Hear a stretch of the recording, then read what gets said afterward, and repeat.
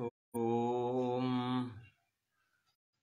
वक्रतुंड महाकाय कोटि सूर्य समप्रभ निर्विघ्नं कुरु मे देव सर्वकार्येषु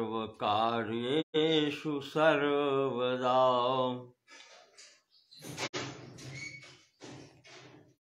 वेणुवादनशीलाय गोपालाय मर्दिने कालिंदी कूललीलाय लोलकुण्डलधारिणे वल्लवी नयनाम्भोज मालिने नृत्यशालिने नमः प्रणतपालाय श्रीकृष्णाय वयं नुमः।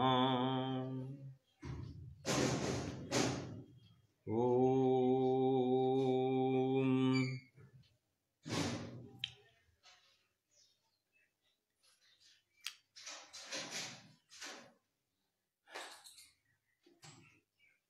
श्रीमद् भागवत महापुराण के महात्म्य के अंतर्गत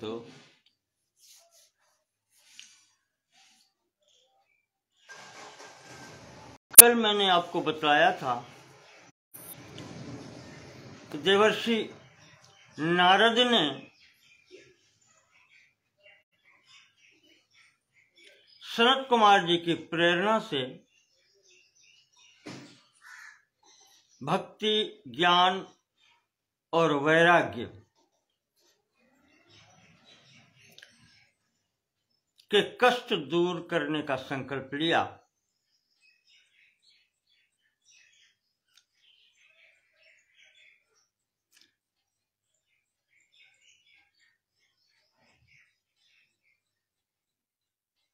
जिसके फलस्वरूप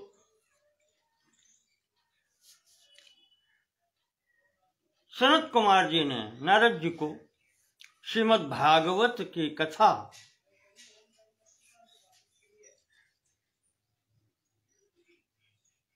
आयोजित करने की इसका परामर्श दिया।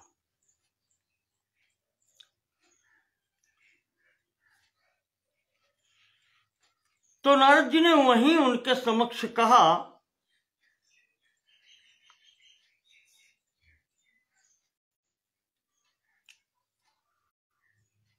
सनत कुमार जी से, ज्ञान यज्ञम करिष्यामि सुख शास्त्र कथोज्वलम। आपने जो सुख शास्त्र की बात कही है महाराज, सुख मुखात अमृत द्रव संयुतम,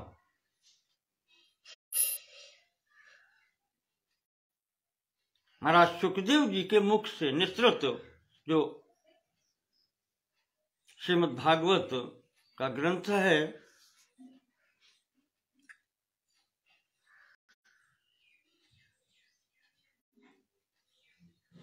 उसके निर्वचन के रूप में ज्ञान यज्ञ का मैं अनुष्ठान करूंगा। भक्ति ज्ञान विरागार्थम स्थापनार्थम प्रयत्नतः, प्रयत्न पूर्वक भक्ति ज्ञान और वैराग्य की स्थापना के लिए, उनके कष्ट की निवृत्ति के लिए मैं प्रयत्न करूंगा।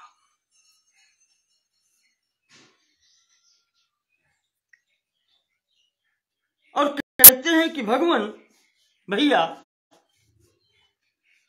अब ये किया कहां जाए, ये भी आप निर्देशित करें और इस ग्रंथ की महिमा बतलाएं। कहने का तात्पर्य इससे क्या क्या लाभ हो सकते हैं।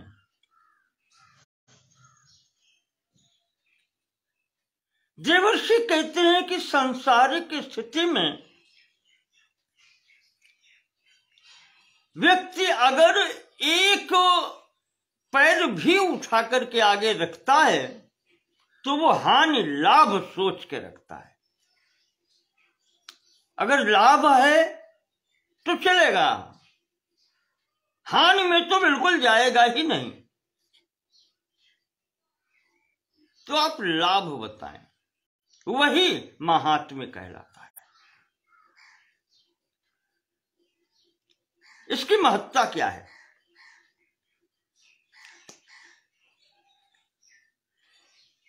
और यह कथा कितने दिनों में होती है?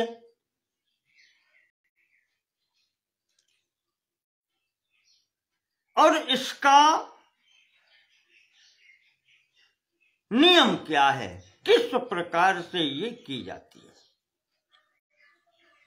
किस प्रकार से की जाती है, इसकी क्रिया विधि भी बतलाएं आप।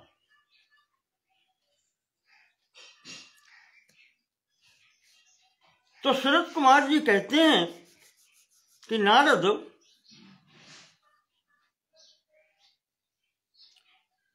अच्छा ये रहे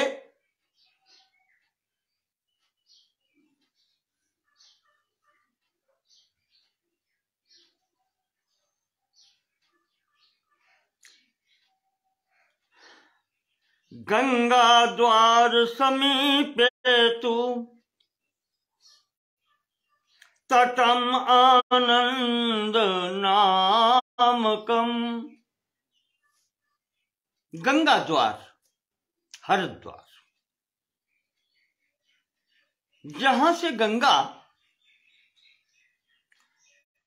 पर्वतों से उतरकर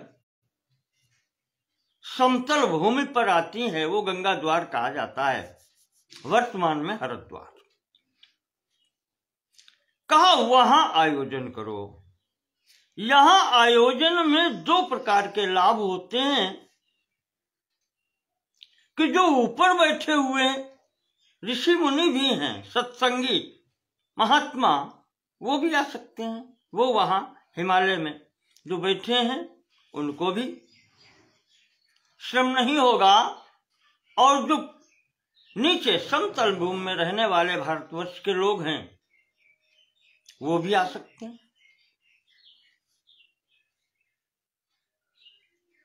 नाना ऋषिगणैर्जुष्टम देव सिद्ध निषेवितम। ये स्थान ऐसा है, यहाँ ऋषि मुनि भी आते हैं, सिद्ध पुरुष भी आते हैं और साधक भी आते हैं।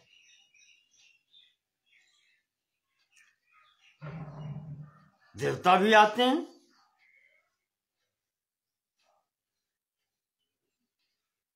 आपने सुना होगा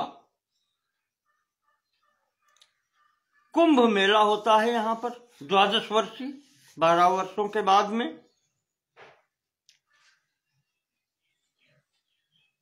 चार स्थान हैं, हरिद्वार, प्रयाग,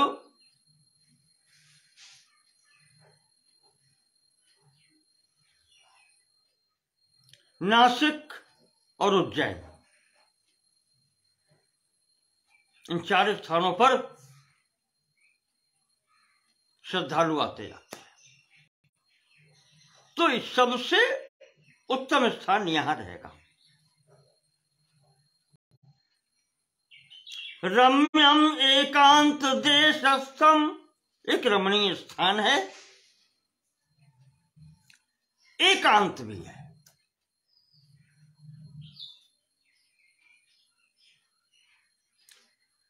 यहीं गंगा किनारे इसका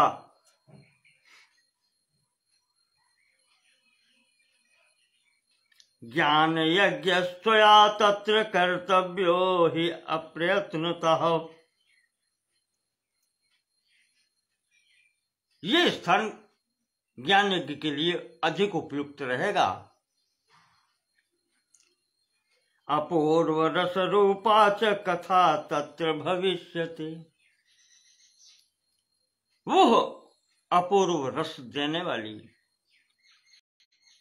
सबका कल्याण करने वाली रस इसलिए कहते हैं कि जिसमें सबको आनंद मिले,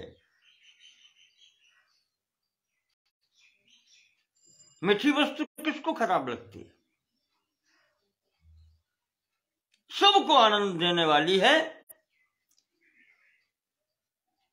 ऐसे ही ये कथा रूपी रस जो है वो यहां से सबको प्राप्त होगा।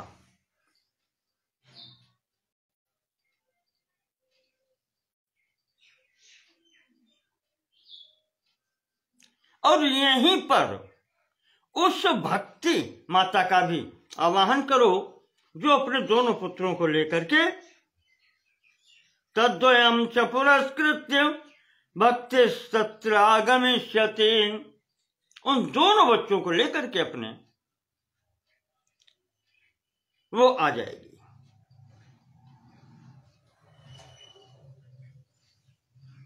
और फिर सनत कुमार जी कहते हैं कि जहां पर भगवान की कथा होती है, यत्र भागवती वार्ता, भगवान के लीला गुणों का जहां पर गायन होता है वहां फिर भक्ति आ ही जाती है। तत्र भक्त्यादिकम ब्रजेत, भक्ति आदि यानी ज्ञान वैराग्य सहित आ ही जाती है। और नारद वहां उनके कान में कथा शब्दम समाकर्ण्य तत्रिकम तरुणायते, वो कथा शब्द जब उनके कान में पड़ेंगे वह रसात्मक भी है और रसायन भी है।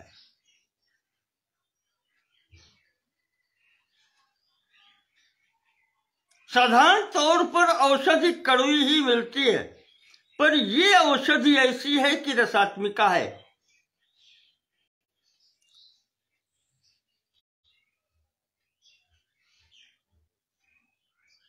यह रस भी देती है और रोग भी दूर करती है। तो यहां पर उन तीनों को तरुणता प्राप्त हो जाएगी। सूत जी कहते हैं, शौनक जी, इस प्रकार से नारद जी को परामर्श देकर सनत कुमार ने ये कार्य करने के लिए प्रेरणा दी। तो नारद जी ने कहा कि भगवान बड़े भैया, अब हम किसके पास जाएं, किसको ढूंढें? श्रीमद् भागवत कथा का अब वाचन भी आप कर दीजिए, आप ही सुना दीजिए।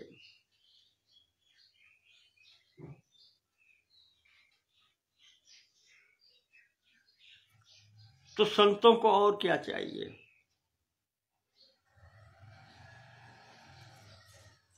सत्संग, भगवान नाम संकीर्तन,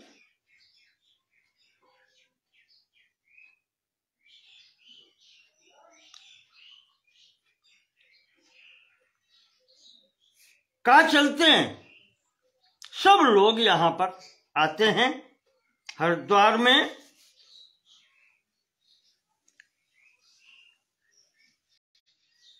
यह समाचार संपूर्ण स्थानों पर फैल गया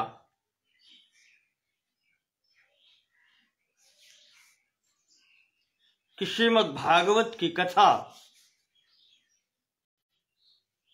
हरिद्वार में होने जा रही है। नारद जी, देवर्षि नारद जी आयोजन करा रहे हैं और वक्ता महात्मा सनत कुमार जी हैं, सनकादिक चारों भाई हैं।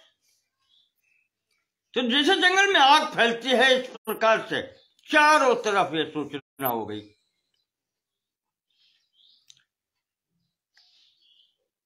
यदा यातास्तटम ते तु, जब तक वो गंगा तट पर हरिद्वार पहुंचते हैं। तदा को हलाहलोप्यभूत, इतने समय में कोलाहल हो गया, सर्वत्र सूचना हो गई। भूर्लोके देवलोके च ब्रह्मलोके तथैव च, संपूर्ण पृथ्वी पर भी नहीं, देवलोक में भी और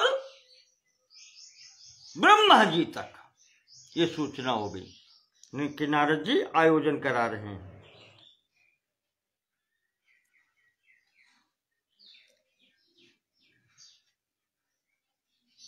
श्री भागवत पीयूष पानाय रसलंपटा, श्रीमद् भागवत रूपी रस पीने के लिए जो सदैव आतुर रहते हैं, रस लंपटा, इस रस के जो लोभी हैं वो भाग खड़े हुए।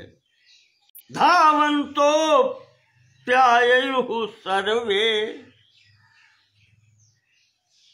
भागते हुए सब वहां पर आ रहे हैं।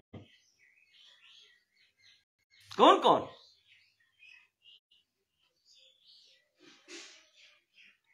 वैष्णव जितने हैं सभी भाग खड़े हुए, भगवान की कथा हो रही। भृगुर्वसिष्ठः च्यवनश्च गौतमो मेधातिथिर्देवल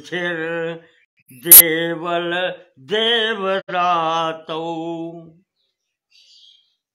स्पष्ट है नाम ऋषियों के, महर्षियों के।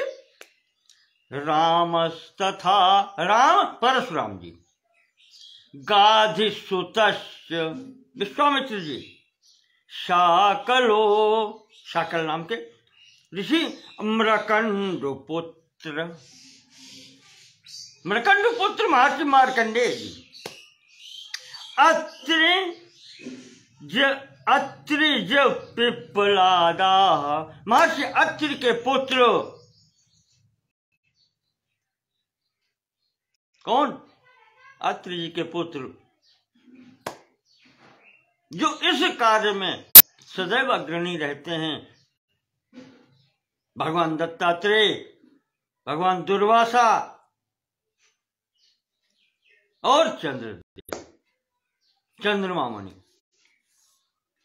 पिप्पलादः, पिप्पलाद मुनि महर्षि दधीच जी के पुत्र, ये भी आ गए। जिसके कान में सूचना पहुंचती भाग खड़े होते हैं। योगेश्वरौ व्यास पराशरौ च, व्यास जी पराशर जी दोनों योगेश्वर। छाया शुको जाजलि जहनु मुख्या, जाजलि जहनु छाया शुको,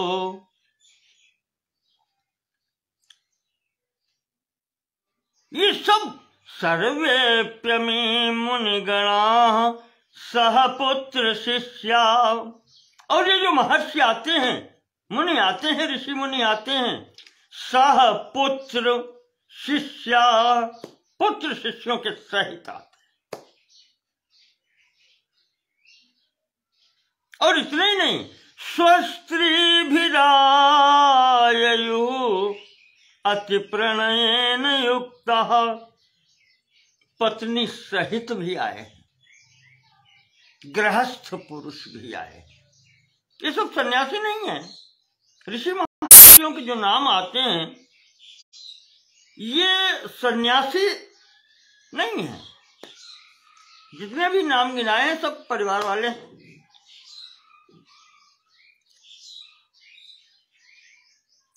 तो स्त्री पुत्र शिष्यों सहित यहां पर आते हैं। कहते हैं कि यहां पर 17 पुराण,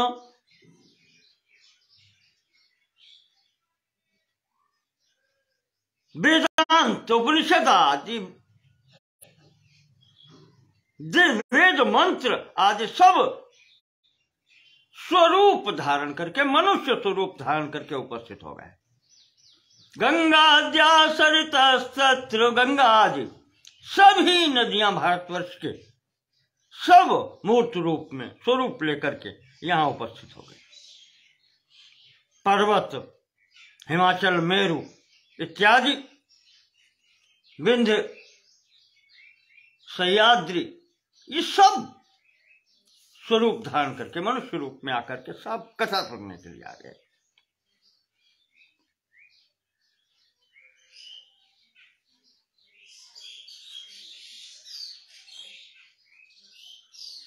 जिनको सूचना नहीं आई, मिल पाई, वहां जाकर गुरुत्वात् तत्र नायातान, गुरुत्वात्, कुछ ऐसे भी थे,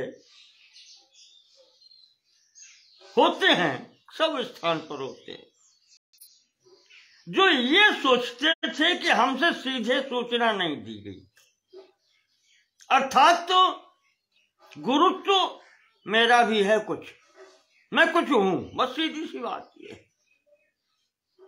कि नारद जी आयोजन कर रहे हैं तो उनको मुझसे कहना चाहिए था, निमंत्रण देने आना चाहिए था। पर यहां इस स्थिति में कार्य हो रहा है, नारद जी को शीघ्रता है भक्ति ज्ञान वैराग्य का कष्ट दूर करने की, तो अब यहां उनको यह नहीं है, उनका वो लक्ष्य केवल उतना ही है, जो आ गया वो आ गया, जो आया उसको उचित आसन दिए जा रहे। तो कुछ ऐसे भी थे जो अपनी गुरुता को स्मरण करके नहीं आ पा रहे थे कि हमसे कहा नहीं गया, तो महर्षि भृगु उनके पास स्वयं चल के गए और बुला के लाए। गुरुत्वात् तत्र नायातान भृगु संबोध्य चानयत, महर्षि भृगु समझा बुझा करके उनको लाए, चलो। ऐसा समय बार बार नहीं मिलता।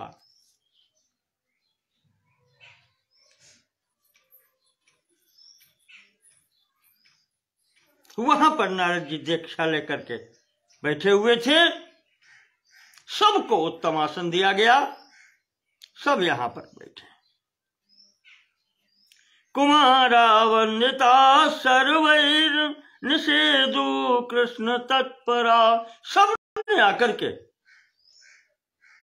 शरद कुमार जी का सत्कार किया। जो भी लोग यहां थे, वैष्णव थे, विरक्त थे, सन्यासी थे, ब्रह्मचारी थे, ये सब अग्रिम पंक्तियों में बिठाए गए। मुख भागे स्थितास्ते च तदग्रे नारद स्थिता, मुख्य श्रोता के रूप में नारद जी इन सबसे आगे बैठे हैं। उसके बाद में ये स्थितियां संतों की, और उसके बाद में फिर गृहस्थ आदि।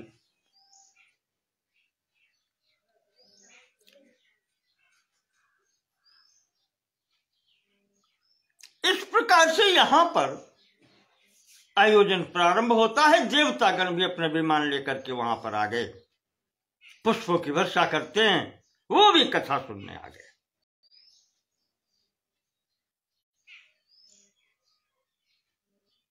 विमानानि समारूह्य कियन्तो देवनायका, देवनायका, कितने ही देवता, देवनायक का श्रेष्ठ देवता विमान से चल करके यहां पर आ गए। कल्प वृक्ष प्रसून स्थान सर्वान् सत्य समाकिरन, कल्प वृक्ष के नंदन वन से जो पुष्प लाए थे, वर्षा कर दी, पुष्प बिछ गए जमीन पर, सबके लिए आसन हो गया, बैठो। वो पुष्प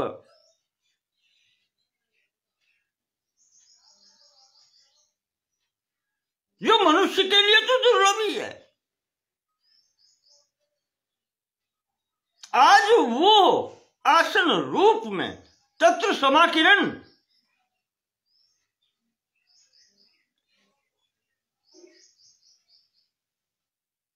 ऐसे बिछ गए कि जैसे आसन हो, बैठो इसके ऊपर।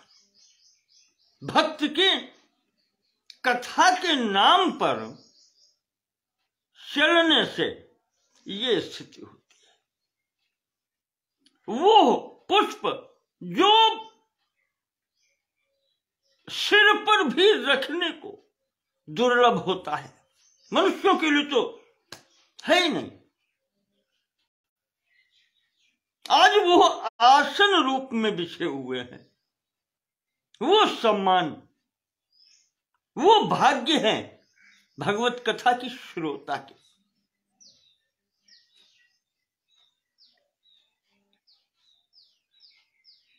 इस प्रकार से सब लोग शांत बैठे एक चित्ते, एवं तेषु एक चित्तेषु। अब यहां पर जितने भी लोग आए हैं, कोई भी हो, सिद्ध सन्यासी, वैष्णव, विरक्त, ब्रह्मचारी, गृहस्थ, सब एक चित्त हैं, एक लक्ष्य है इनका, कथा सुनना। अब यहां कोई दूसरा लक्ष्य नहीं है, उद्देश्य है ही नहीं।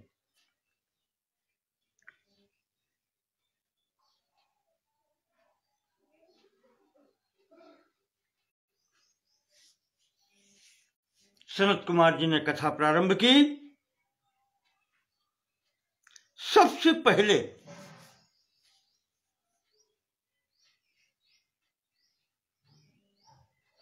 कथा का महात्म्य बतलाते हैं, श्रीमद् भागवत कथा का महात्म्य बतलाते हैं। क्यों?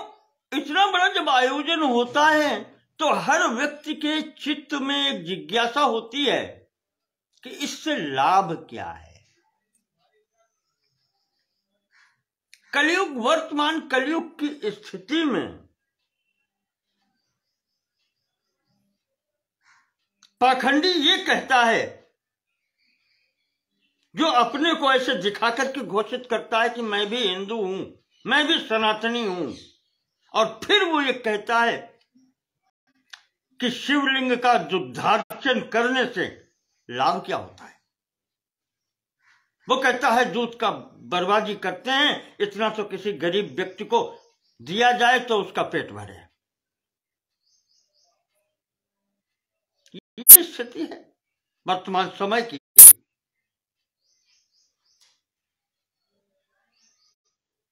तो हमारे यहां ऐसे व्यक्ति के लिए ये कोई उपाय नहीं है। वो तो फिर कीड़े हैं, वही मैंने जो शूकर का दिया था, वो नाली में पड़ा हुआ शूकर, वो उसी में आनंदित है, उसको निकलने की आवश्यकता नहीं है, लेने दीजिए उसको आनंद।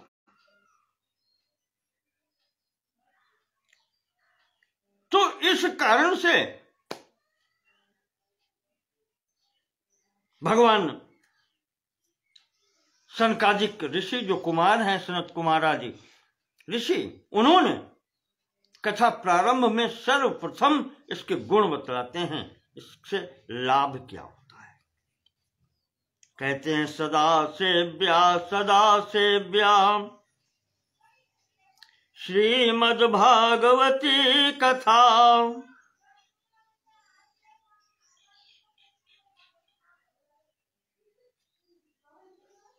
यस्याः श्रवण मात्रेण हरिश्चित्तम समाश्रयेत। कहते हैं इस कथा को सुनने का प्रथम लाभ ये होता है हरि चित्तम समाश्रयेत, भगवान चित्त में आकर के बसते हैं।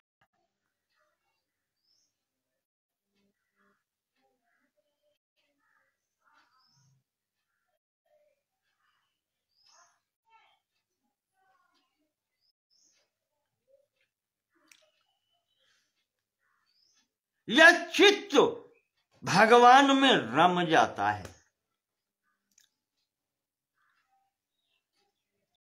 पहली बात। दूसरा, यस्य श्रवण मात्रेण मुक्ति करतले स्थिता। श्रवण मात्र से करतल पर मुक्ति सुलभ हो जाती है। करतलगत आमल के समाना।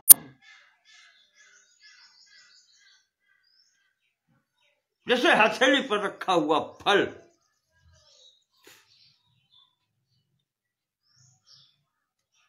ऐसे मुक्ति सुलभ हो जाती है।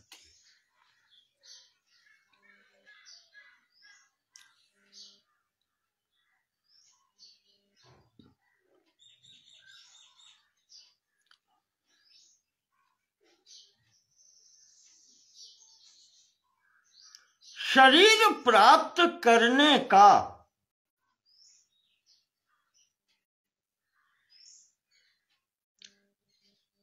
उद्देश्य भी यही है। मानव योनि प्राप्त करने का उद्देश्य यही है।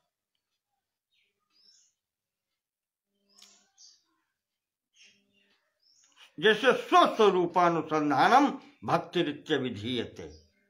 अनुसंधान अपने स्वरूप का करना ये भक्ति कही जाती है। यह साधन और उसका सबसे सुंदर, सबसे सरल उपाय ये है।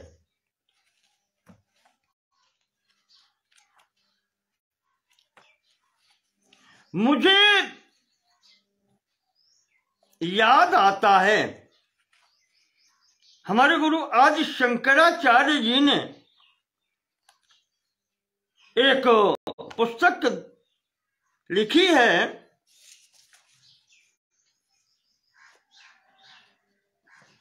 नाम है उसका प्रबोध सुधाकर। वहां उन्होंने चित्त को स्थिर करने का जो उपाय बतलाया है वो यही बतलाया है। और वहां उन्होंने स्पष्ट कहा है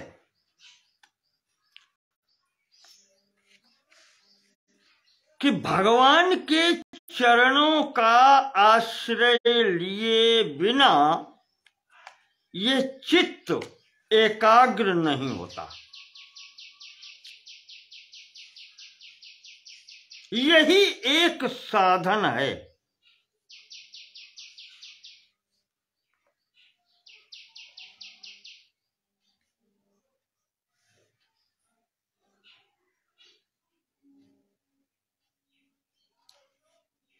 वहां पर आया है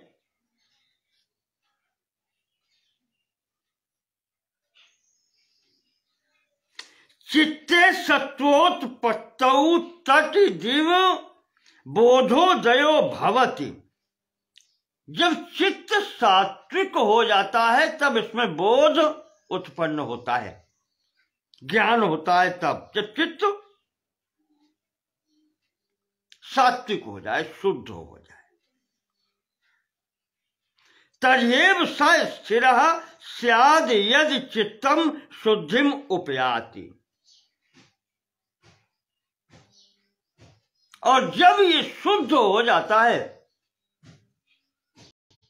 चित्त का मतलब वही अंतःकरण, मन बुद्धि चित्त अहंकार सब इसी में आते हैं। ये शुद्ध कब होता है? जब शुद्ध जब होता है तभी ये स्थिर होता है, अन्यथा ये चंचल रहता है। और वहीं पर उन्होंने कहा है प्रबोध सुधाकर में श्लोक संख्या 166, 167, शुद्धयति ही न अंतरात्मा कृष्ण पदाम्भोज भक्तिम ऋते। और चित्त भगवान के चरणों का आश्रय लिए बिना शुद्ध नहीं होता। शुद्धयत ही न अंतरात्मा, अंतरात्मा तब तक शुद्ध नहीं होती है, कब तक? कृष्ण पदाम्भोज भक्तिम ऋते, ऋते बिना, बिना भगवान के चरणों की भक्ति के किए अंतरात्मा, अंतःकरण शुद्ध नहीं होता। हमारे कहना चाहिए कि अद्वैत वेदांत के प्रतिपादक आदि गुरु शंकराचार्य जी ये कहते हैं, निर्गुण निराकार के उपासक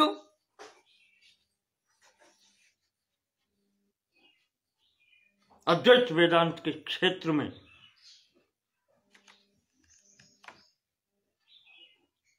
प्रथम उपदेशक माने जाते हैं। व्यास जी के बाद में उनका सिद्धांत यह है।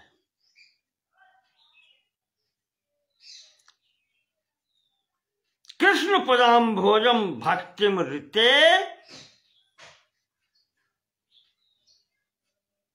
नान्तरात्मा शुद्धयति। अंतःकरण की शुद्धि भगवान के चरण कमलों की भक्ति के बिना नहीं होती।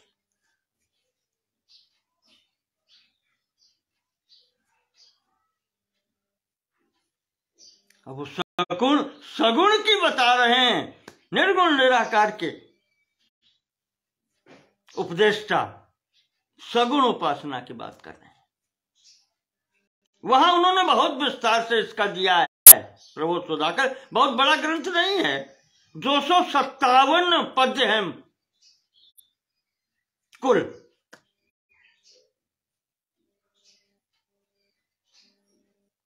इस भक्ति मार्ग का बहुत अच्छा विवरण दिया है प्रबोध सुधाकर। तो इस प्रकार से यहां पर जो शरद कुमार जी कथा सुना रहे हैं, नारद जी श्रोता सुन रहे हैं, वो कहते हैं कि इसके श्रवण मात्र से जो चित्त है, जो अंतःकरण है, भगवान के चरणों के आश्रित हो जाता है, तदा बोधोदयो भवति, फिर ज्ञान हो जाता है। और जब वहां एक ही स्थान पर समर्पित हो जाता है, आश्रित हो जाता है, तो अन्य सब वस्तुओं से राग छूट जाता है।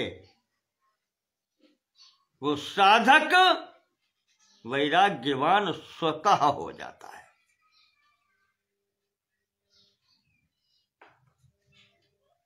तो भक्ति जैसे ही चित्त में आती है, ज्ञान वैराग्य सीधे चले आते हैं।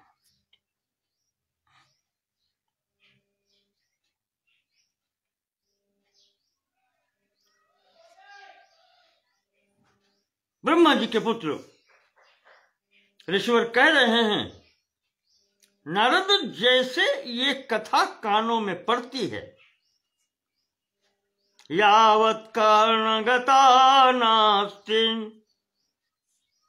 शुक शास्त्र कथा क्षणम, जब तक ये कथा कानों में नहीं पहुंचती है, सांसारिक कष्ट तब तक जीव को लगे ही रहते हैं। तावत संसार चक्रेस्मिन् भ्रमते अज्ञानतः पुमान्, तब तक वो इस संसार चक्र में अज्ञान के वशीभूत होकर के जीव भ्रमण करता ही रहता है।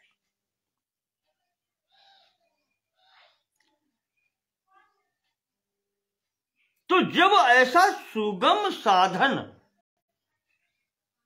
उपलब्ध है।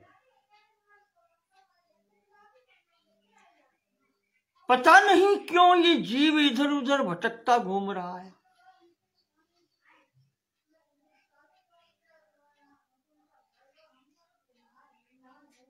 किम श्रुतैर्बहुभिः शास्त्रैः, क्या है, क्या लाभ है इस शास्त्र रूपी जंगल में भटकने का?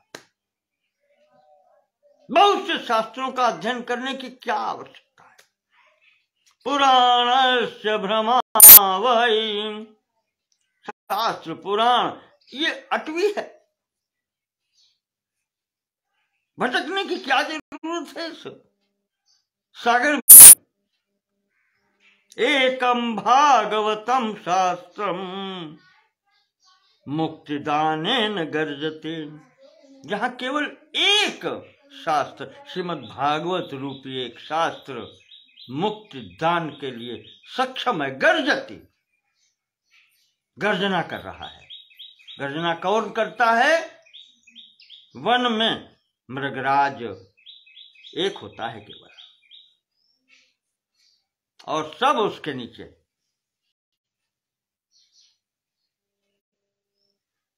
तो क्या भटकने की आवश्यकता है? शोकार्धम शोकपादम व, श्रद्धा से, विश्वास से, एकाग्रता से आधा श्लोक पढ़ो, एक पादम व चतुर्थांश पढ़ो। ऐसे श्लोक में 4 चरण होते हैं, वही पाद कहलाते हैं।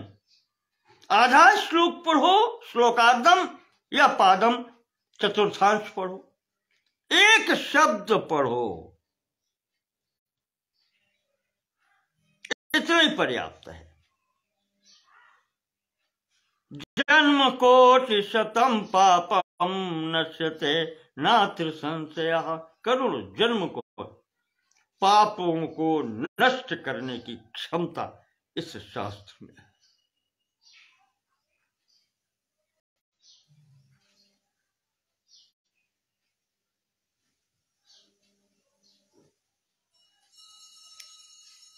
बहुत कुछ ये बताया। अंत में कहते हैं कि नारद, आजन्म मात्रमपि येन शठेन किंचित् चित्तम विधाय सुख शास्त्र कथा न पीता, जिसने संपूर्ण जीवन ऐसे ही निकाल दिया, ये मानव जीवन पा करके सुख शास्त्र कथा न पीता, ये सुख शास्त्र श्रीमद् भागवत की कथा सुनी ही नहीं, कहते वो जीवन व्यर्थ हो गया। उसकी स्थिति तो वही हो गई, चांडाल वच्च। चांडाल, चांडाल का तात्पर्य यह है जिसे किसी से कोई नहीं है, न उसका कोई आचरण है, न उसका कुछ सुकृत है। जैसे पशु वैसी उसकी स्थिति। चांडालवच्च खरवत वत तेन नीतम, गधे के समान है। गधा जिसको भार ढोना है, चाहे ईंटें ऊपर लदी हों और चाहे ज्ञान राशि रूपी पुस्तकें उसके ऊपर रखी हों, उसके लिए दोनों बराबर है।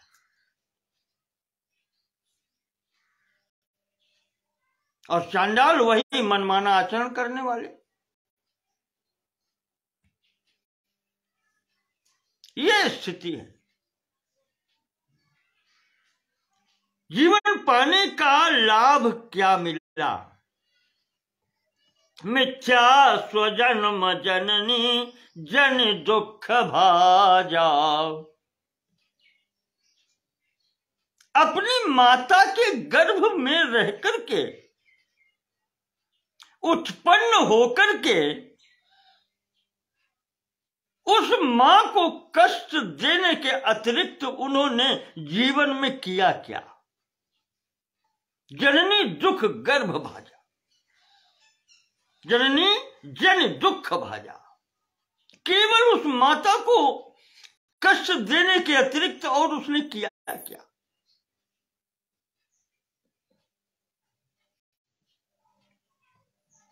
जीवच्छवो निगतितः सतुपाप कर्मः।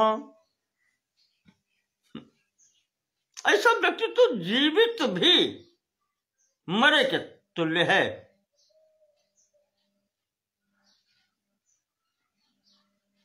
कहने के लिए प्राणी है, जीवित है, सांसें चल रही हैं, पर वो भी शव के समान है, लाश, निर्जीव देह के समान है। निर्जीव देह कहते हैं, निर्जीव देह की पहचान ये है कि वो कोई चेष्टा नहीं कर रहा।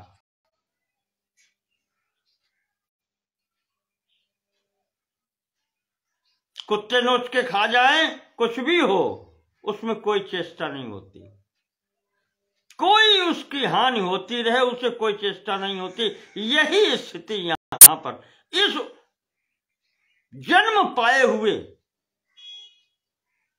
चांडालवत खरवत प्राणी की है। उसे अपने हानि का कोई होश ही नहीं है, कोई पता ही नहीं है। जीवच्छवो निगदितः, आपको याद होगा उसमें आया है श्रीमद् रामचरितमानस में, संभवतः अंगद जी ने रावण से कहा है, जीवित शव सम 14 प्राणी।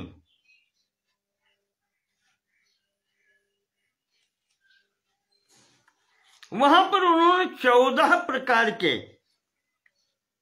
ऐसे जीव बतलाए हैं जो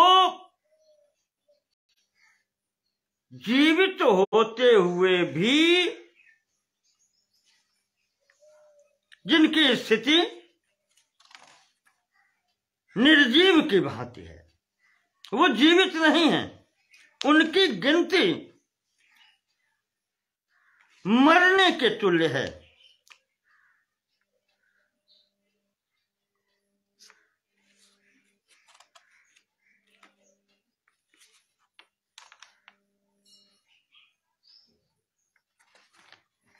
वहां पर उन्होंने कहा है,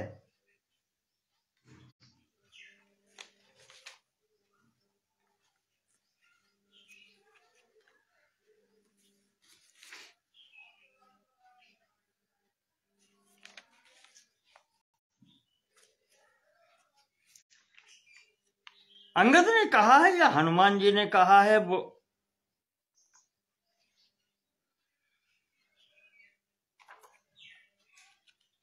कुछ याद नहीं आ रहा।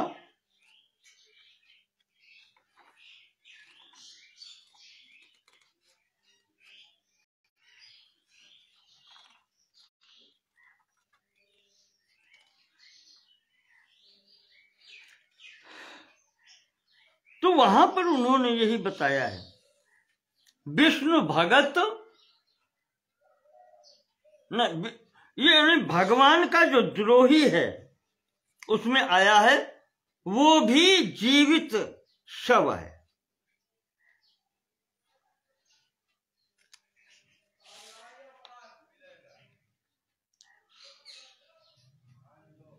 प्राण होते हुए भी वो निर्जीव है।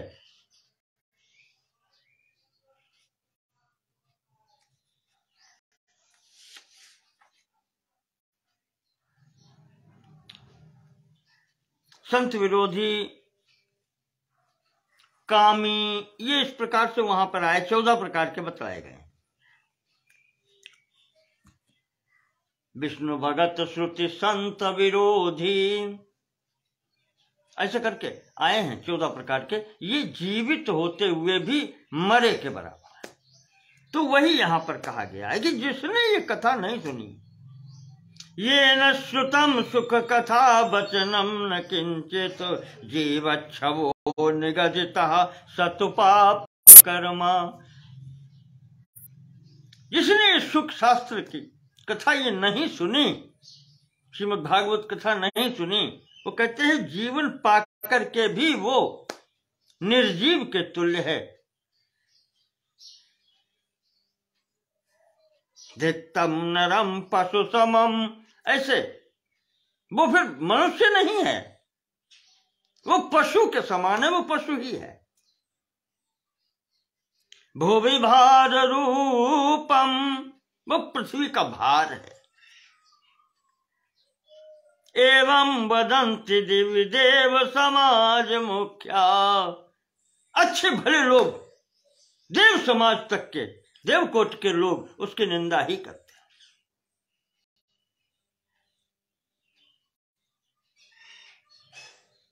जिसको ये मनुष्य शरीर प्राप्त होकर के केवल मात्र इसीलिए मिला है कि आपको इस ओर चलना है, स्वस्वरूपानुसंधानम।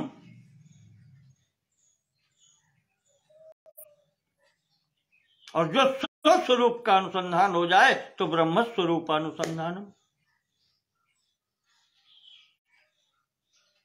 उस स्वरूप का अनुसंधान हो जाएगा, अपने मूल स्थान पर वापसी हो जाएगी। यही तो लक्ष्य है।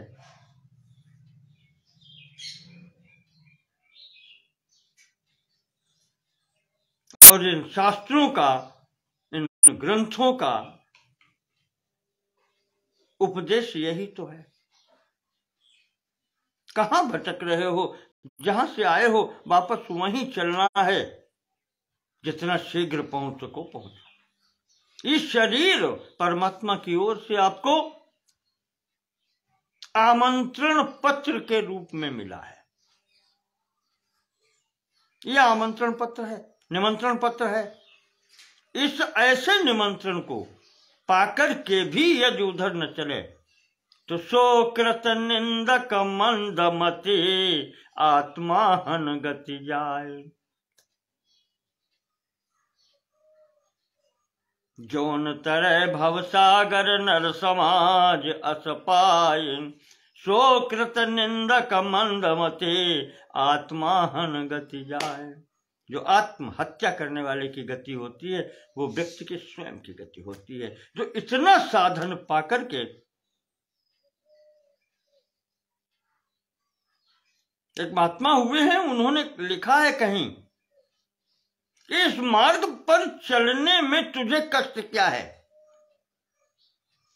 एक ही लाइन उसकी पंक्ति मुझे याद आती है कि मुश्किल कुशा है रूबरू जिसने तुझे पंजा दिया। पंजा देना इशारा कर रहा है आओ। और वो है कौन? मुश्किल कुशा, संपूर्ण कठिनाइयों का निवारण करने वाला। और वही बुला रहा है तुमको, और फिर भी तुमको चलने में तकलीफ हो रही है।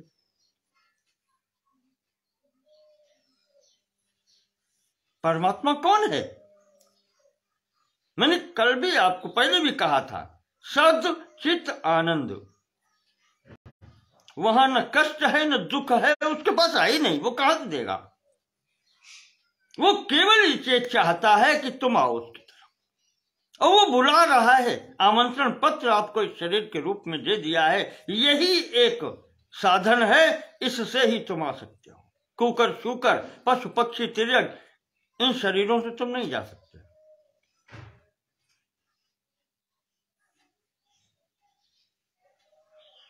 ये शरीर ही एकमात्र साधन है, मनुष्य शरीर। कबहू का करि करुणा नर देही, इसमें भी उसकी ही करुणा है। देत ईश बिनु हेतु सनेही, जब उनको अच्छा लगता है तो वो ये शरीर देते हैं, आमंत्रण पत्र देते हैं, बेटा आप तो आ जाना। और वो ही बुला रहा है, मुश्किल कुशा है रूबरू जिसने तुझे पंजा दिया। वो खड़े होकर के हाथ का इशारा कर रहा है, आ जा बेटा। और तू डर रहा है, यही स्थिति है संसार में।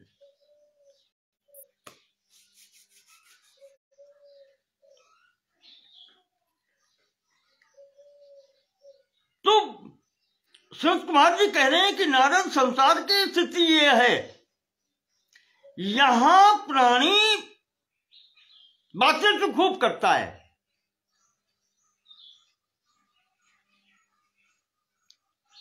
पर छोड़ना कुछ नहीं चाहता।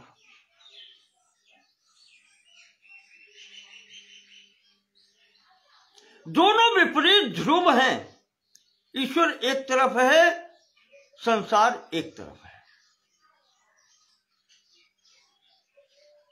ईश्वर की तरफ मुख हो जाए, और भाग्य से वो बुला भी रहा है,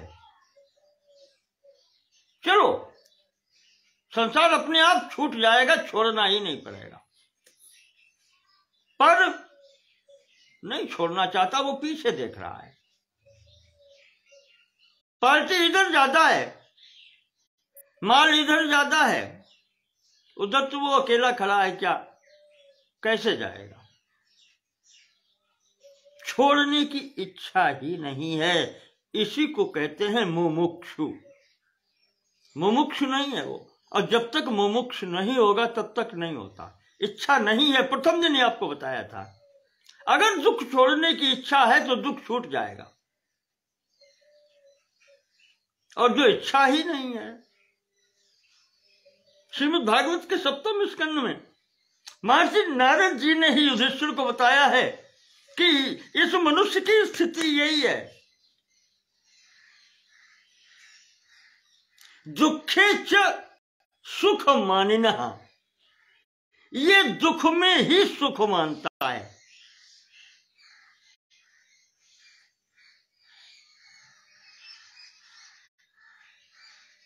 रजोरिका कर्म परा दुखे च सुख मानिनः, मनुष्य की स्थिति यह है। रजोगुण की प्रधानता होने के कारण कर्मों में लगा रहता है, और कर्मों के करने से, सांसारिक कर्मों के करने से दुख ही दुख मिलते हैं, सुख नहीं मिलता।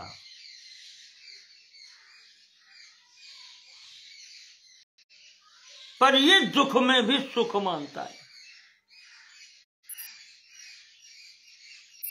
भूख लगी थी, सुबह उठ करके एक लकड़हारे को जंगल में जाता है, एक बड़ा गट्ठर लकड़ी का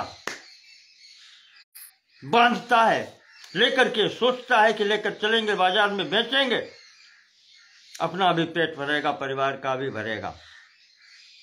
लकड़ी ज्यादा इकट्ठी हो गई, गट्ठर बड़ा हो गया, अब वो उठाते नहीं बनता, कष्ट है। कार्य किया किस लिए? तृतीय स्कंध में विदुर जी ने मैत्रेय जी के सामने कहा है कि सुखाय कर्माणि करोति लोको। व्यक्ति संसार में सुख के लिए ही कर्म करता है, पर उसे दुख क्यों प्राप्त होता है? कर्म तो वो सुख के लिए ही करता है, प्रत्येक, दुख के लिए कोई नहीं करता, फिर भी उसे दुख प्राप्त होता है। और आपको कहें, उपनिषद की बात करें, श्वेताश्वतर उपनिषद में प्रथम मंत्र यही कहता है,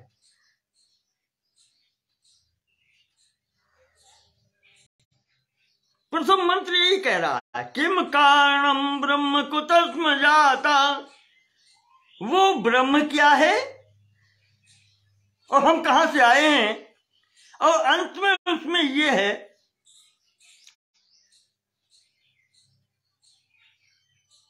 कि हम किसकी अध्यक्षता में सुखे तरेश वर्तामहे।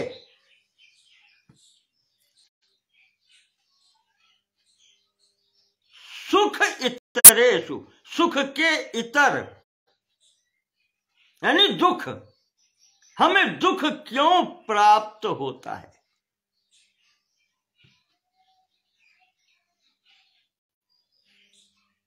इसी पर चिंतन है।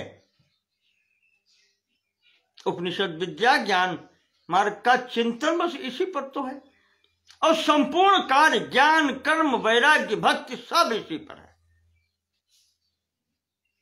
इस दुख से छुटकारा कैसे मिले?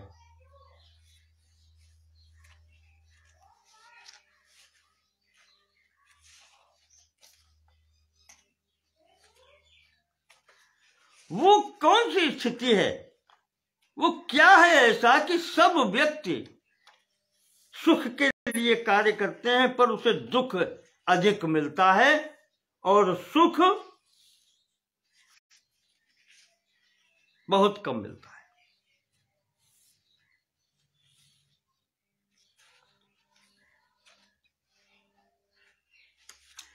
तो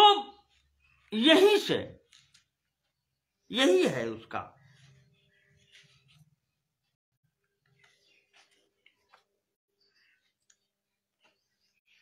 सनत कुमार जी कह रहे हैं कि बहुत पुण्य होता है तो ये कथा मिलती है, और जब ये कथा मिलती है तो उसके संपूर्ण सांसारिक कष्ट समाप्त हो जाते हैं। दुर्लभ कथा लोके, कथा दुर्लभ है। बहुत जन्मों के प्रयास जब पुण्य एकत्र होते हैं तब मिलती है कथा। दुर्लभ कथा लोके श्रीमद् भागवतोद्भवा कोटि जन्म समुत्थेन पुण्येनैव तु लभ्यते। जब करोड़ों जन्म के पुण्य फल देने के लिए उद्यत होते हैं तब ये कथा सुनने का सौभाग्य प्राप्त होता है।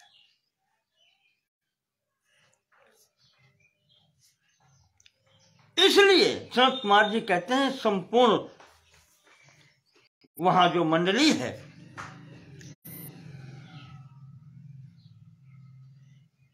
नारद जी को भी बतलाते हैं कि जीवन पाया है तो प्रयत्न पूर्वक भगवान की कथा सुननी चाहिए। और नारद जो तुमने विधि और दिन पूछे हैं तो दिनानाम नियमो नास्ति सर्वदा श्रवणम मतम का कोई नियम नहीं है, दिनों का कोई नियम नहीं है। सदैव सुनो, सदा सेव्या। पर कोई भी कार्य करते समय कुछ नियमों का पालन करना होता है।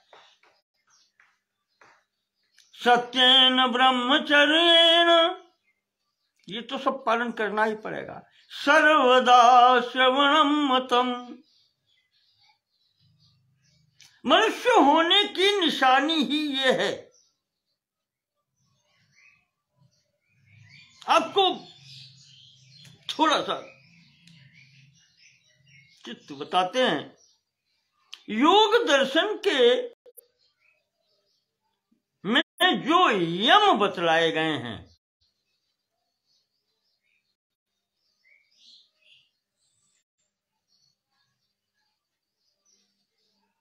मनुष्य को यही यम जो 5 कहे गए हैं यही मनुष्य बनाते हैं, अन्यथा वो पशु ही है।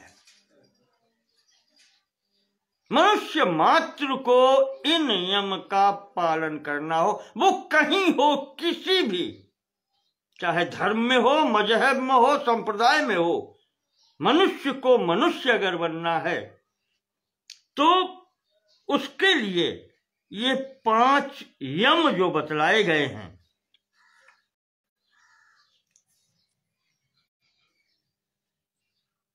अहिंसा सत्य वचनम ब्रह्मचर्यम अपरिग्रह अस्तेयमिति पंचैते यमाख्यानि व्रतानि च। प्रथम अहिंसा और द्वितीय सत्य वचनम, अहिंसा और सत्य, उसमें प्रथम आते हैं। और ब्रह्मचर्यम प्रारंभिक 3, अपरिग्रह, अस्तेयम, ये बाद में आता है। 5 गुण आवश्यक हैं, जिसमें है वही मनुष्य कहलाने के योग्य है। अहिंसा, जैसे अपने प्राणों की रक्षा चाहता है वैसे ही दूसरे के भी प्राणों की रक्षा करे, ये अहिंसा। किसी प्रकार से अब स्वयं कष्ट नहीं चाहता तो मन वाणी शरीर से किसी को कष्ट न दे, ये अहिंसा है। सत्य वचनम, कहीं कोई बात हो, हम चाहते हैं कि सामने वाला हमसे सत्य बोले, तो हमारा कर्तव्य प्रथम बनता है कि पहले हम सत्य बोलें। ब्रह्मचर्यम, ब्रह्मचर्य का पालन करें, एक निष्ठ रहें।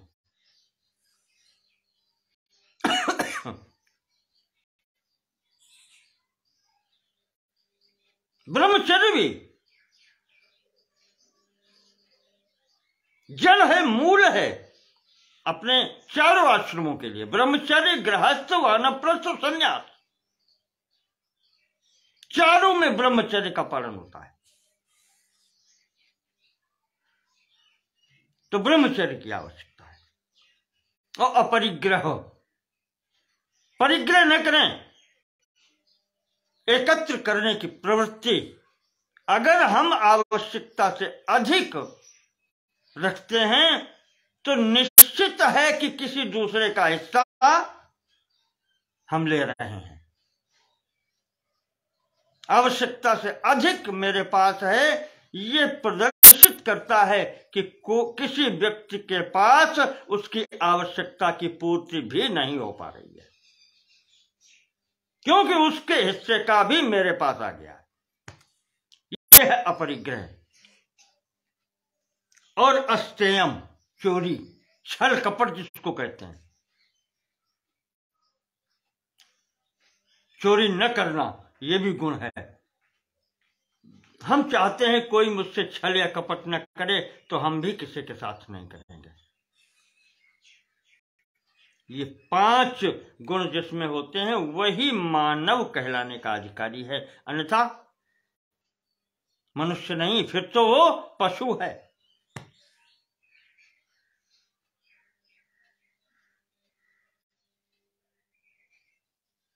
वो नर नहीं, नर पशु निशा।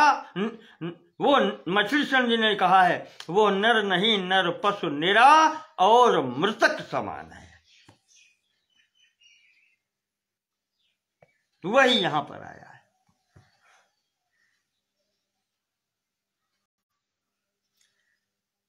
ऐसा करके जब सुनेंगे, कई दिनों का कोई निश्चित नहीं, जितना समय मिले, जब समय मिले सुनो कथा।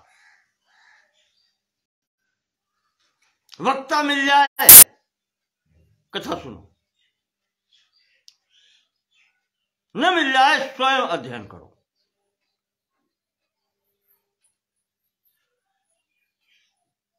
ये तो सप्ताह का नियम सुखदेव जी के कारण हो गया,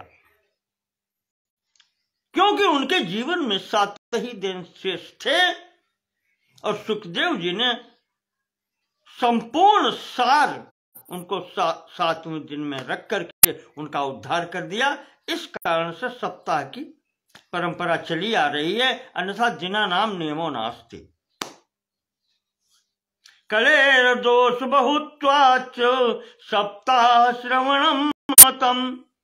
और कलयुग का समय है, विघ्न हो सकते हैं, बहुत दोष हैं, इसलिए भी कह दिया गया है कि कम से कम 1 सप्ताह का तो समय निकाल लो।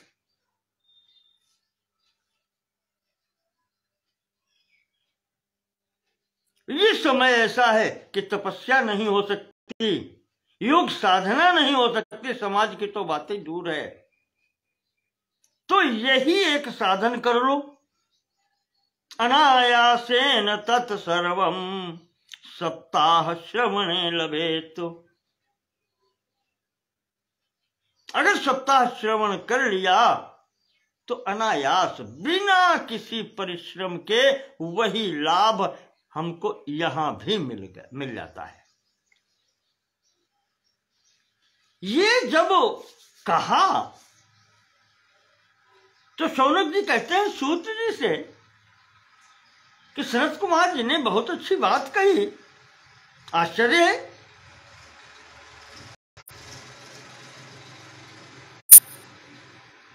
सभी सांसारिक दोषों से निवृत्ति हो जाती है,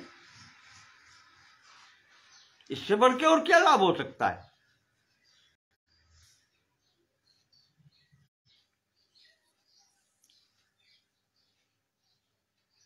ज्ञान से भी बढ़कर, योग से भी बढ़कर, कर्म से भी बढ़कर उन्होंने ये सब बतला दिया, तो इससे अच्छा और क्या हो सकता है।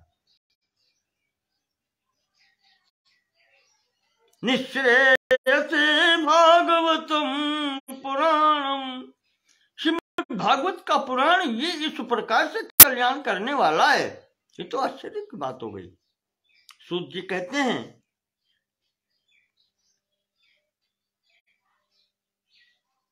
कि शौनक जी भगवान जब धराधाम छोड़ करके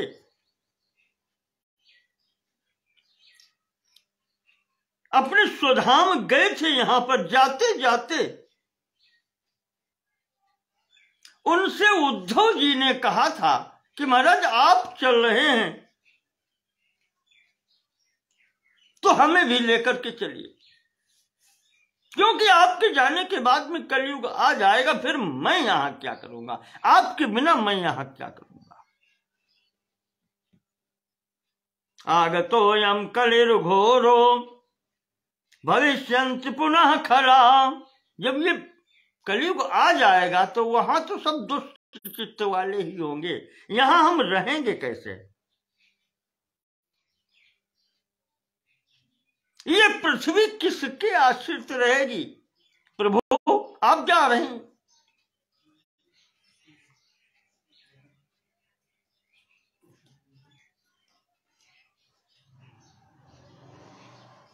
आपके भक्त किसके आश्रित होकर के रहेंगे।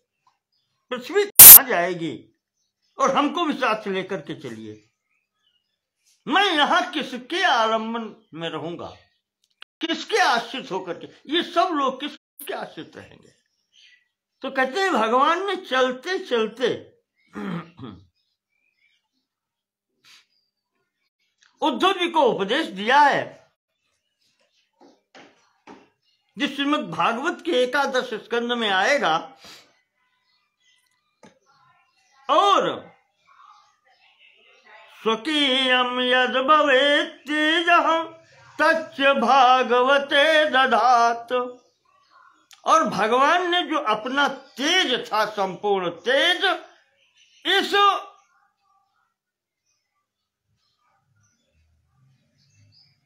पुस्तक में, इस ग्रंथ में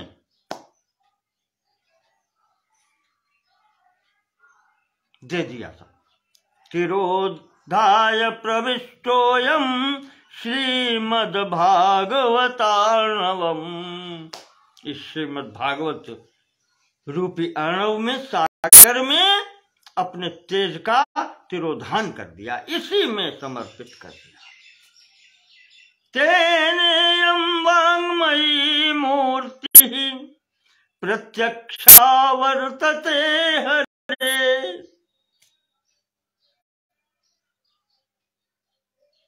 सूत जी कह रहे हैं शौनक जी, उसी कारण से यह ग्रंथ तेन इयम वाङ्मयी मूर्ति, हरे वाङ्मयी मूर्ति, भगवान की वाङ्मयी मूर्ति ये ग्रंथ है, ये प्रत्यक्ष है। मुझे समझ में आता है कि बाद में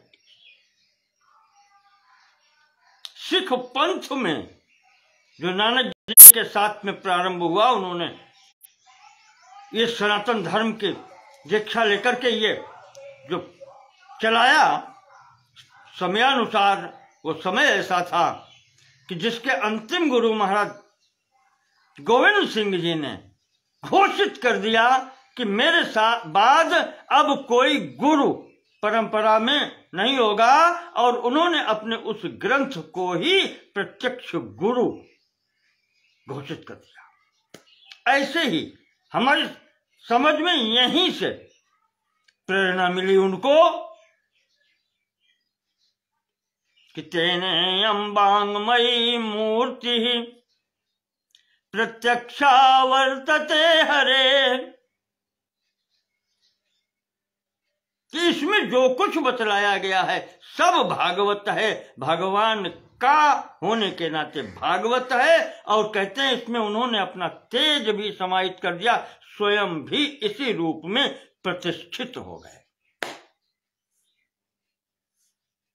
इसीलिए वहां पर अब गुरुवाणी ही गुरु माने जाते हैं। वही यहां पर बतलाया गया कि ये ईश्वर की वांगमयी मूर्ति है, भगवान की, श्री कृष्ण की वांगमयी मूर्ति यही ग्रंथ है। इसीलिए सेवनात् श्रवणात् पाठात् दर्शनात् पापनाशिनी, सेवन करना सुनना, सेवनात् श्रवणात् पाठात्, सुनने से, पाठ करने से, और सेवनात् कहते हैं इसमें जो कुछ कहा गया है उस पर आचरण करने से। सबसे बड़ी चीज ये है, हम भगवान को मानते हैं पर भगवान की नहीं मानते, क्या लाभ है उसका। हम गुरु को मानते हैं पर गुरु की नहीं मानते। हम पिता को मानते हैं पर पिता की नहीं मानते। इसका कोई अर्थ नहीं होता। जब पिता की मानो तो पिता का सम्मान स्वतः हो जाएगा।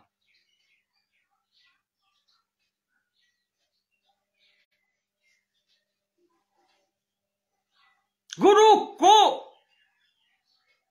मिल पाओ या न मिल पाओ, पर गुरु के उपदिष्ट मार्ग का आश्रय लो, गुरु की मानो, कल्याण हो जाएगा।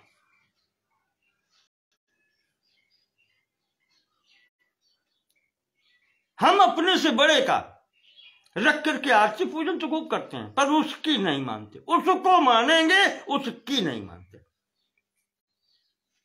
कल्याण का नहीं होता। तो वही आया यहां पर, सेवनात् श्रवणात् पाठात्, उसका आचरण करो, सेवन करो। सेवन करने का मतलब उस पर आचरण करो, श्रवण करो, सुनो, और पाठात्, सुनाने वाला ना मिले तो स्वयं पाठ करो। दर्शनात्, ये भी नहीं कर सकते तो दर्शन करके प्रणाम तो कर ही सकते हो। दर्शनात् पापनाशिनी, उससे भी पाप किससे मुक्ति होती है। अन्यथा वैष्णवी माया, इसके सिवाय अतिरिक्त चाहे जहां जाएंगे माया साथ नहीं छोड़ती। एक यही स्थान है जहां भक्ति विराजती है, और भक्ति को देख करके फिर माया अपने आप किनारे हो जाती है, जो तुलसीदास जी ने उत्तरकांड में दिया है। इसीलिए भक्त लोग क्या कहते हैं, मुक्ति निरादर भगत लोभाने, यही होता है भक्ति मार्ग। इसीलिए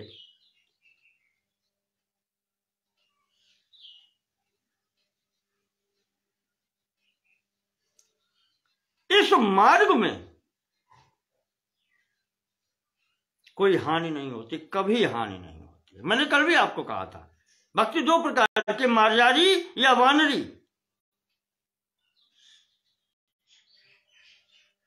मार्जारी में संपूर्ण समर्पण, जैसे बिल्ली अपने बच्चे को लेकर चलती है, जहां ले जाना है वो ले जाएगी, संपूर्ण भार उसी पर है, ये मार्जारी भक्ति। और जो ज्ञानियों का मार्ग थोड़ा जानकार हैं उनके लिए वानरी भक्ति है। माता चलती है तो पकड़ना बच्चे को स्वयं पड़ता है। माता और सब देखेगी योगक्षेम, पर तुम्हें भी प्रयास करके पकड़ना तो पड़ेगा। मार्जारी भक्त में ये नहीं है, सब कुछ मां देखेगी, पर पूर्ण समर्पण चाहिए उस बच्चे को।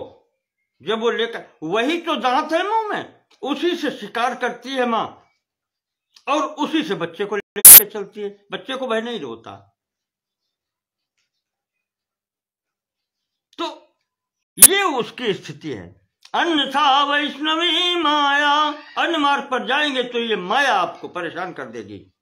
देवैरपि सुदुस्त्यजा, ये देवताओं तक का पीछा नहीं छोड़ती, देवताओं से भी छूटती नहीं है, वो भी उसी में फंसे रहते हैं। कथम त्याज्या भवेत् पुंभी, जब देवता नहीं कुछ कर सकते।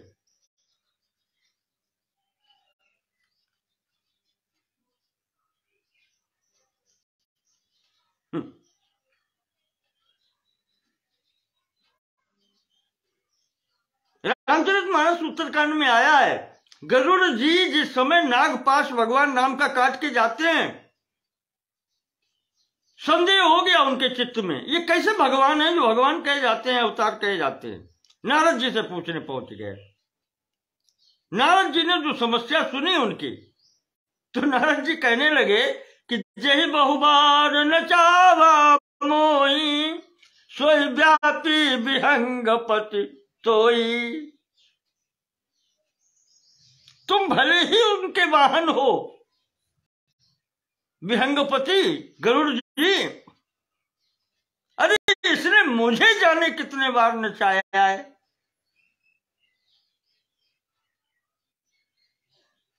तो इसलिए नारद जी कहते हैं कि गरुड़ तुम मेरे पिताजी के पास, ब्रह्मा जी के पास चले जाओ, चतुरानन पर जाओ, चतुरानन के पास जाओ, ब्रह्मा जी के पास। गरुड़ जी वहां पहुंचते हैं तो ब्रह्मा जी कहते हैं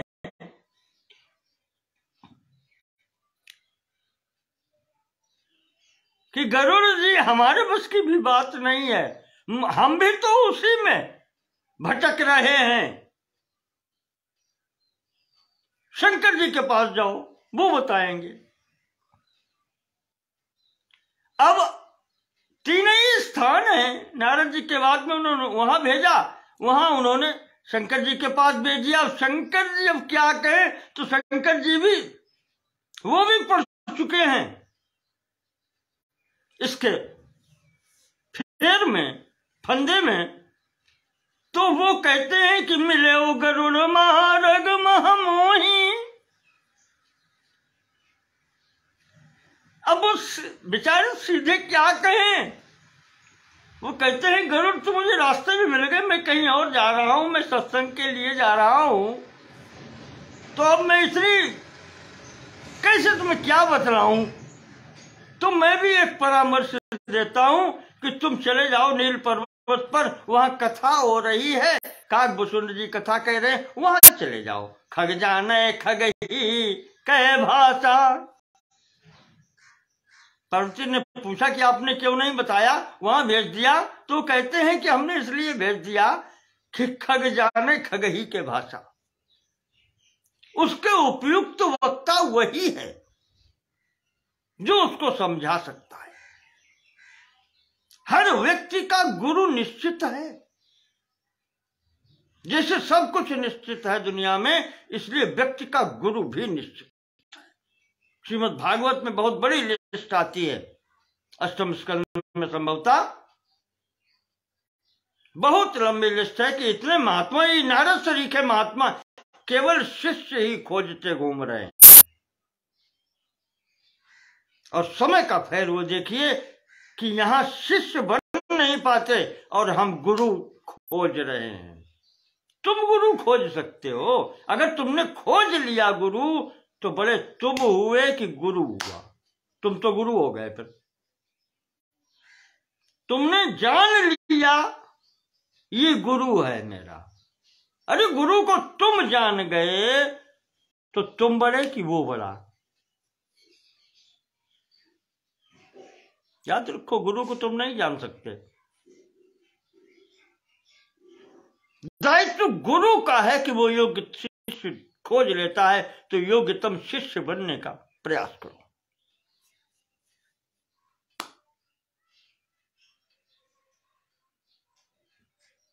गरुड़ जी काकभूषण के यहां पहुंचे, संपूर्ण शंकाओं का समाधान हो गया।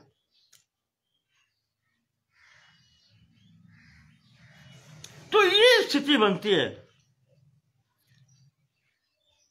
वही सूत जी कह रहे हैं शौनक जी से कि जब देवता नहीं बच पाए, शिव विरंच कौ मोह को है बपुरान, फिर कौन बच सकता है शिव विरंच। ये सब उसी माया के फेर में चल रहे हैं।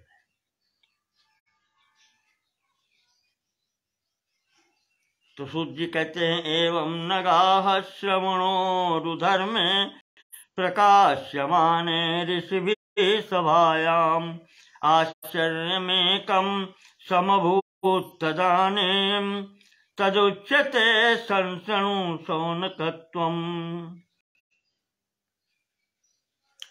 इस प्रकार से सूत जी कहते हैं, शौनक जी शरत कुमार ने उस मंडल में कथा सुनानी प्रारंभ की। कथा पूर्ण होते होते वो स्थिति बनी, एक आश्चर्य हो गया। क्या आश्चर्य हुआ कि भक्ति सुतौ तौ तरुणौ गृहीत्वा, तौ तरुणौ सुतौ गृहीत्वा भक्ति, अपने उन दोनों पुत्रों को जवान रूप में लेकर के वहां उपस्थित हो गई। प्रेमयिक रूपा सहसा विरासित, अविरासित प्रकट हो गई। उस संत मंडली में, उस कथा प्रांगण में वो भक्ति तरुणी अपने जो जरठ पुत्र थे वो तरुण अवस्था में लेकर के दोनों पुत्रों के साथ में वहां प्रकट हो गई। और प्रकट होकर के वहां भक्ति नाचती है कि श्री कृष्ण गोविंद हरे मुरारे नाथानि नाथेति नामानि मुहुर्वदन्ते।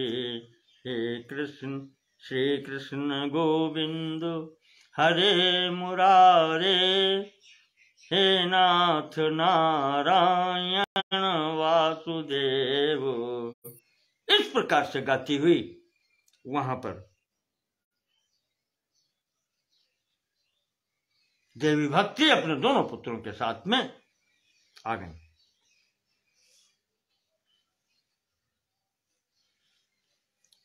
प्रकट तो हो गई, कोई जान नहीं पाया कहां से आई। जितने लोग वहां पर बैठे थे सब आश्चर्यचकित हो गए कि ये मध्य में एकदम कहां से आ गई, कौन है। आश्चर्य में देखने लगे तो सनत कुमार जी कहते हैं कि आश्चर्य करने की आवश्यकता नहीं है। ऊचुः कुमारा वचनम तदानीम। सनत कुमार जी कहते हैं, क्या कथार्थ तो निष्पतिताधुनेयम। कहा ये वाङ्मयी भूति प्रत्यक्षा वर्तते हरे है। ये ग्रंथ ही, ये कथा ही भगवान की वाङ्मयी मूर्ति है और इससे ही यह उत्पन्न हो गई। यहां पर कहीं से आती जाती नहीं है। जहां भी कथा होती है वो वहां होती है।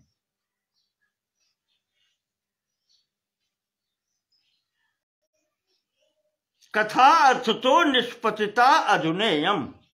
इस समय ये कथा से ही उत्पन्न हो गई। यहां पर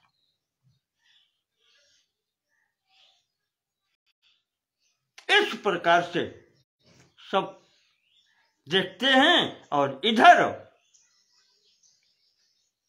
भगवती भक्ति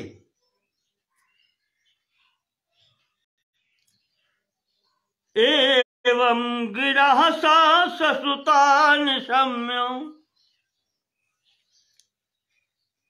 सा वो भक्ति देवी अपने पुत्रों के साथ में ये सनत कुमार जी की वाणी सुनकर के सनत कुमारम निजगाद नम्रा, नम्रता पूर्वक सनत कुमार जी से कहती हैं कि भवद्भिरजैव कृतास्मि पुष्टा कले परस्तापि कथा रसेन।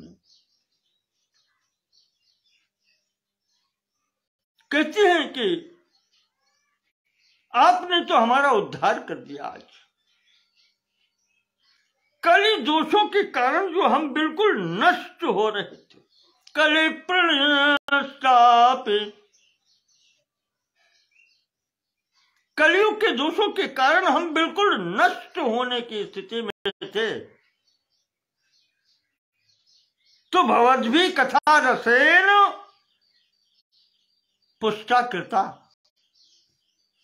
आपने इस कथा रूपी औषधि को देकर के मुझे और मेरे पुत्रों को पुष्ट कर दिया।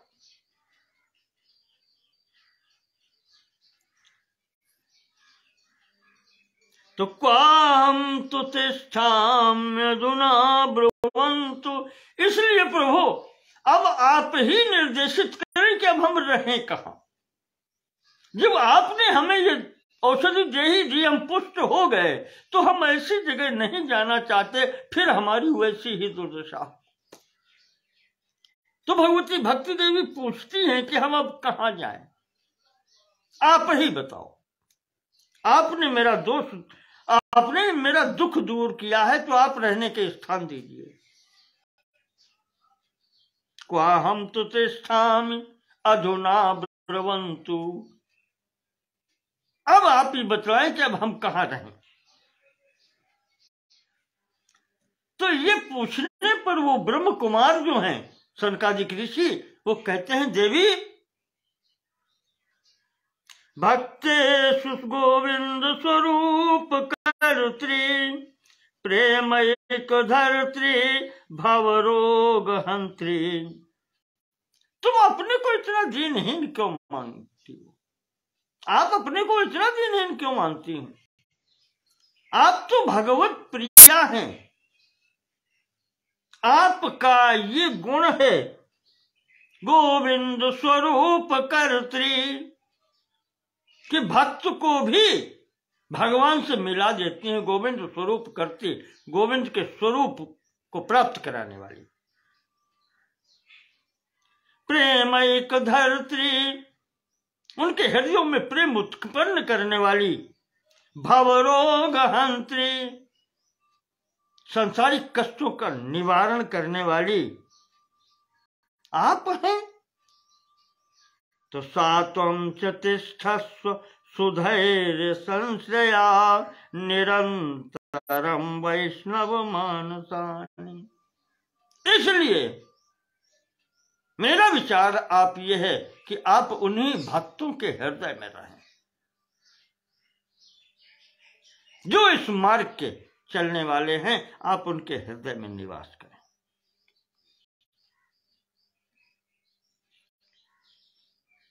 और सनत कुमार जी कहते हैं इस प्रकार से आप रहेंगी तो संसार के, क्या कहें, कलयुग की भी दृष्टि आप पर नहीं पड़ेगी। दोष तो बहुत दूर की बात है, कलयुग के दोषों की तो बहुत दूर की बात है, कलयुग की भी दृष्टि आप पर नहीं पड़ेगी, आपकी ओर देख ही नहीं सकते।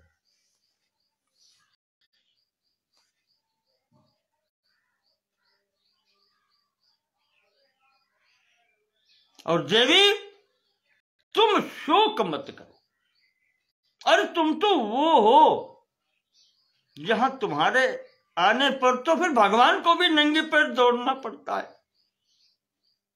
वो रुक नहीं सकता। जहां आप जाएंगी भगवान उसके पीछे भागते हैं। सकल भुवन मध्य निर्धनास्ते धन्या। इस संपूर्ण त्रिलोकी में कोई व्यक्ति धन से धनवान नहीं होता। धन पाकर के धन्य नहीं होता।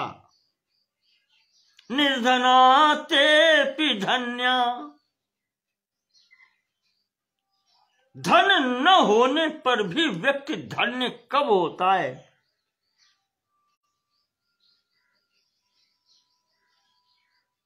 निवसति हृदयेषां श्री हरेर भक्ति रेखा।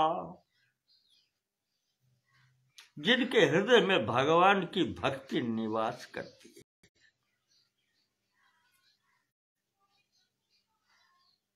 भगवती, तुम जिनके हृदय में निवास करती हो वो धन्य होते हैं संसार में।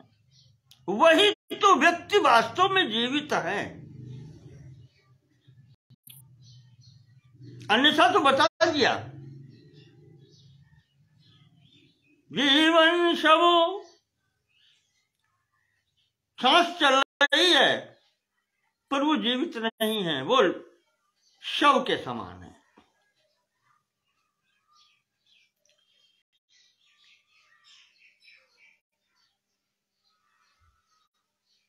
तो शिव कुमार जी कहते हैं कि देवी, तुम जिस हृदय में रहती हो वही धन्य है। भले ही वो अकिंचन हो, निर्धन हो, और वही संसार में है, वास्तव में जीवित है। क्यों? निवसति हृदयेषां हरे श्री हरेर भक्ति रेखा। आप अकेले भी जिसके हृदय में रहती हैं उसकी क्या स्थिति होती है? हरिरपि निज लोकम सर्वथा तो विहाय। सर्वथा विहाय, सब कुछ छोड़ करके हरि अपने लोक से भाग पड़ते हैं। हरिरपि निज लोकम सर्वथा तो विहाय। प्रविशति हृदय तेषां भक्ति सूत्रोपनद्धा।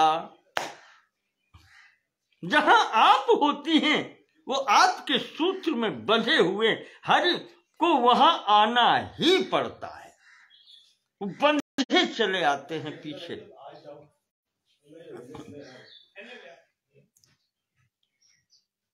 वो स्वयं भागते हुए आपके पीछे ही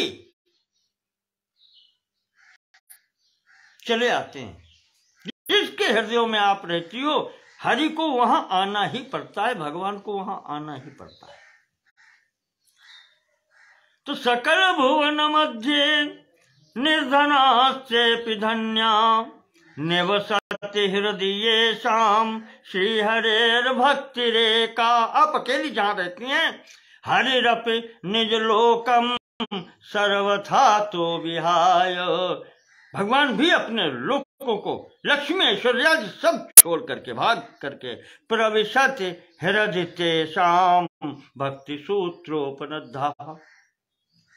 भक्त के सूत्र, तुम्हारे सूत्र में बंधे हुए तुम्हारे पीछे भागे चले आते हैं। उसी हृदय में वो भी निवास करते हैं। तो ब्रूमोद्य किम ब्रूमोद्य ते किम अधिकम महिमानमेवं। सुमित कुमार जी कहते हैं कि इससे अधिक अब हम क्या महिमा बतलाएं आपकी। आप जब आई नहीं हैं, आप स्वयं ब्रह्मात्मकस्य भुवि भागवताभिधस्य। भागवत जिसको कहा जाता है, जहां इसकी कथा होती है, ये ब्रह्मात्मक, ये भगवान का शरीर है, ब्रह्म रूप ही है। तो यत् संशया निगदिते लभते सुवक्ता। अच्छे वक्ता के उपलब्ध होने पर उसके द्वारा सुनाए जाने पर सुवक्ता, यह है श्रेणी।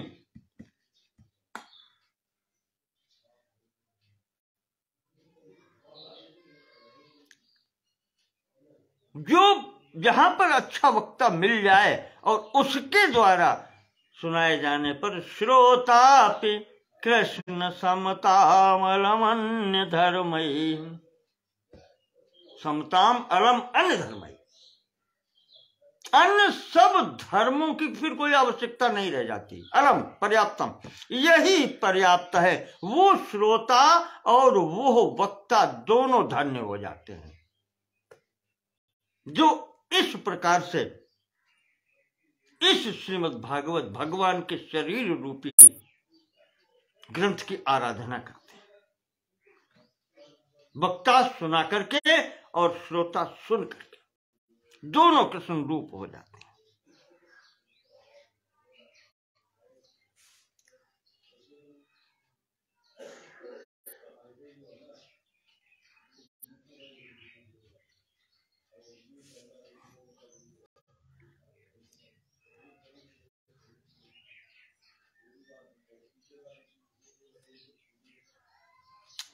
ये जब सुनाया है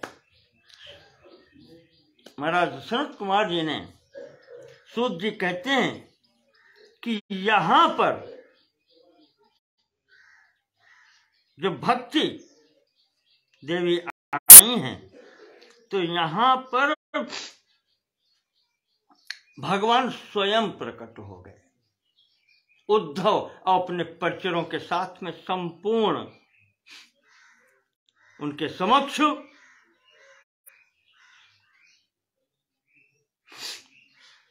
तदा जय जया रावो रस पुष्टिर लौकिकी, फिर तो अलौकिक दृश्य उपस्थित हो गया।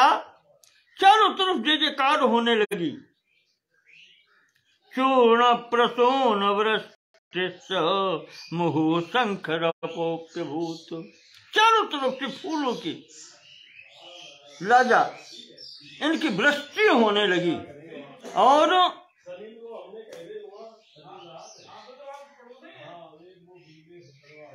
शंख ध्वनि, जय जय ध्वनि चारों तरफ से होने लगी। और वहां जो भी श्रोता और सब थे, सब देह गेहात्म विस्मृति, सब देह गेह सब बोल गए। जहां भक्ति आ गई, भक्ति से बंधे हुए भगवान आ गए, फिर क्या बाकी रहा? फिर तो और कुछ बाकी नहीं, यही प्राप्त करना है। तो सूत जी कहते हैं कि शौनक जी ये महिमा मैंने वहां देखी, मैं भी था सुनने में। सूत जी कहते हैं मैंने भी सुनी कथा। सब वहां पर देह गए, सब भूल गए, सांसारिक स्थितियां सबकी भूल गई। इस प्रकार की इस कथा की महिमा है, संपूर्ण पापों को नाश करने की क्षमता है इसमें। और अतो नलोके ननु नास्ति किंचित् चित्तस्य शोधाय कलौ पवित्रम, वही जो आज शंकराचार्य जी ने कहा है कि चित्त को शुद्ध करने का उपाय अगर कोई है तो भगवान के गुणानुवाद हैं, भगवान के चरण कमल हैं, उनसे ही चित्त की शुद्धि होती है, तभी ज्ञान और सब कुछ प्राप्त होता है। तो इसके अतिरिक्त और कुछ है नहीं कलयुग में। अतो नृलोके ननु नास्ति किंचित, इसके अतिरिक्त और इस लोक में और कुछ उपाय है ही नहीं। चित्तस्य शोधाय कलौ पवित्रम, चित्त को शुद्ध करके पवित्र करने का साधन कलयुग में दूसरा नहीं है। और अगौग विध्वंस करम तथैव कथा समानम भुवि नास्ति चान्यत्, इस कथा के समान और संसार में फिर और कुछ है नहीं।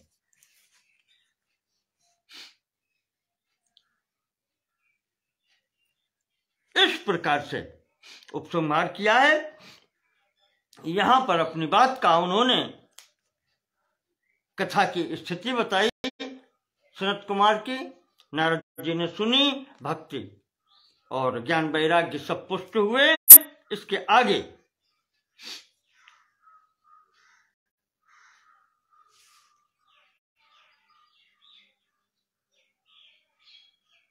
फिर नारद जी ने पूछा। नारद जी का प्रश्न है। अब उस प्रश्न को हम अगले अंक में लेंगे। आज की बात हम यहीं पर स्थगित करते हैं।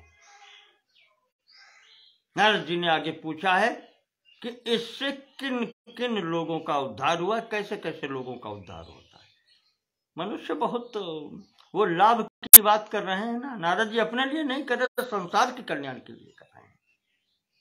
नारद जी तो सब जानते हैं, पर हमारे आपके उद्धार के लिए वो बात कर रहे हैं। लाभ की बात हुई, अब कहते हैं कि किनको लाभ मिला ये भी बताओ।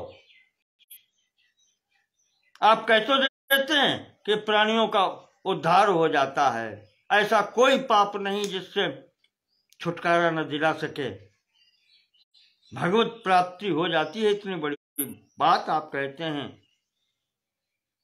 कर्तलगत मुक्ति हो जाती है। आज तक हुआ है किसी को महाराज? ये प्रश्न है नारद जी का, और उसका फिर सनत कुमार जी उत्तर दे रहे हैं। वो आपको अगले खंड में बतलाएंगे। आज की बात यहीं पर स्थगित करते हैं। नमो नमः सर्वेषां कृते। कल फिर ईश्वर चाहेगा तो सेवा में उपस्थित हो।